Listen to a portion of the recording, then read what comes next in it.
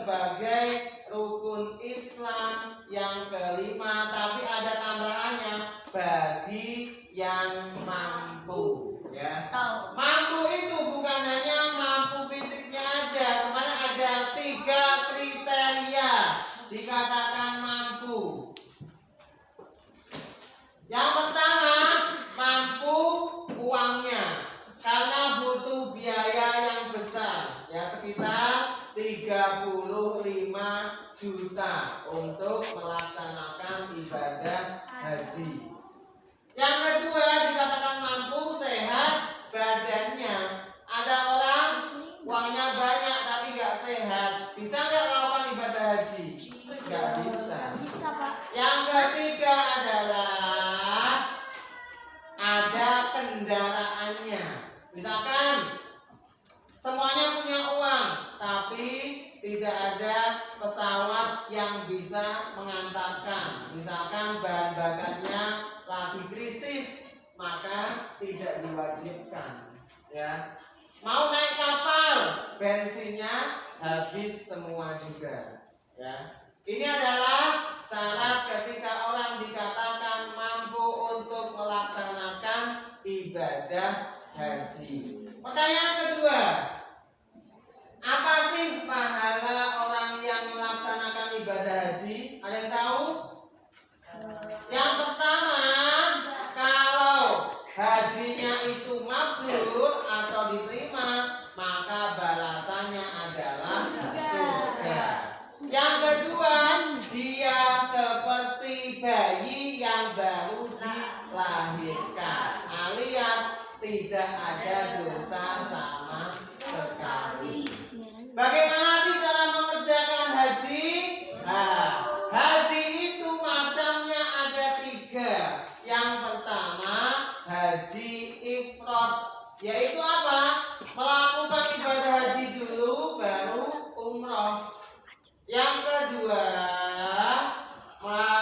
tamattu, yaitu melakukan umroh dulu baru haji. Dan yang ketiga adalah qiron, bareng-bareng haji dan umroh langsung dilakukan. Nanti kita akan mencoba bagaimana sih proses melaksanakan ibadah haji, dan nanti kita praktekkan di hari Senin insya Allah. Ya, yang pertama, coba, rukun haji sebenarnya itu cuma ada 4 saja.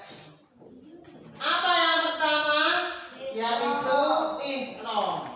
Ketika kalian mau melakukan ibadah haji, maka wajib memakai baju ihram. Coba gajah, saya pinjam baju ihramnya, ya.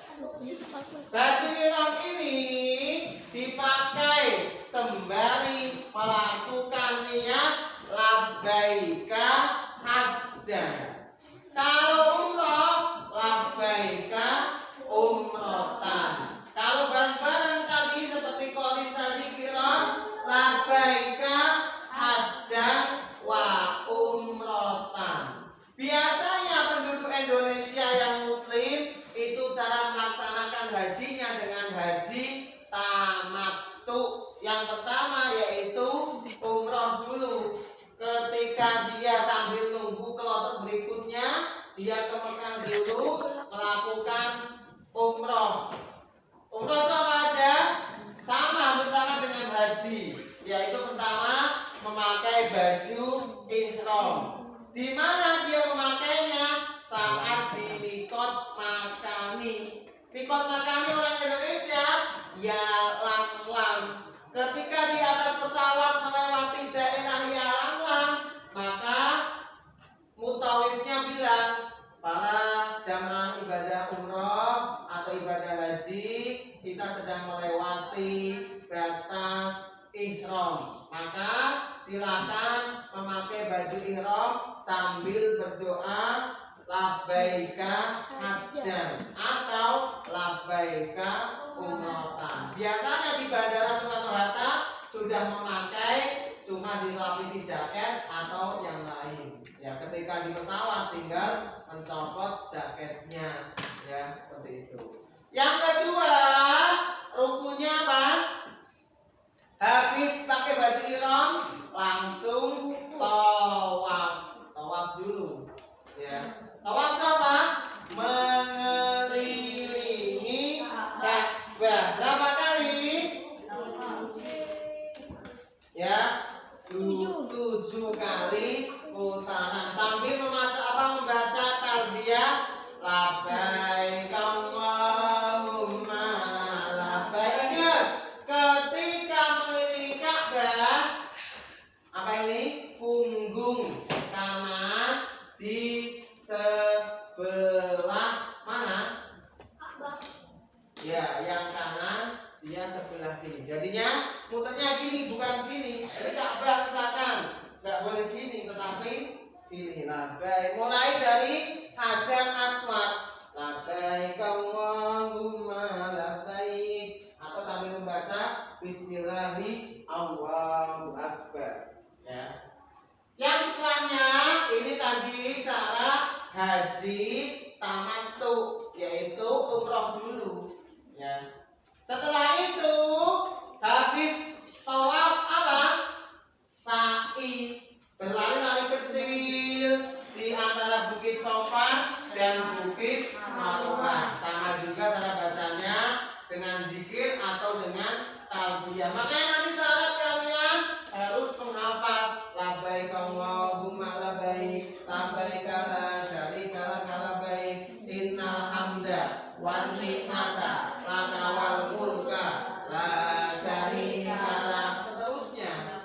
Kalau haji atau umroh beneran biasanya semuanya dikasih buku yang digantungkan. Jadi kalau nggak hafal labbaik Allahumma labbaik gitu ya. Karena kita manasiknya cuma sebatas memahami saja, maka tidak perlu. Kalau beli harganya lumayan soalnya 55.000 yang digantung itu ya.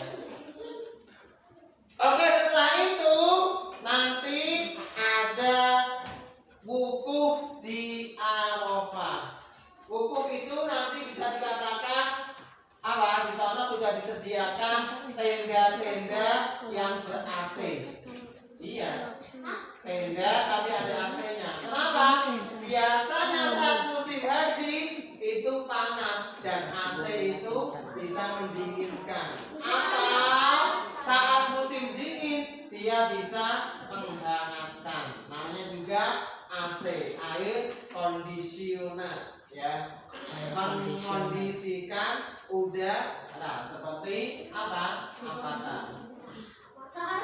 Lanjut, setelah itu nanti juga itu adalah rukunnya cuma 4, tetapi banyak sekali kewajiban-kewajiban yang harus dilakukan saat melaksanakan ibadah haji. Apa aja Islam? Salah satu kewajiban ibadah haji.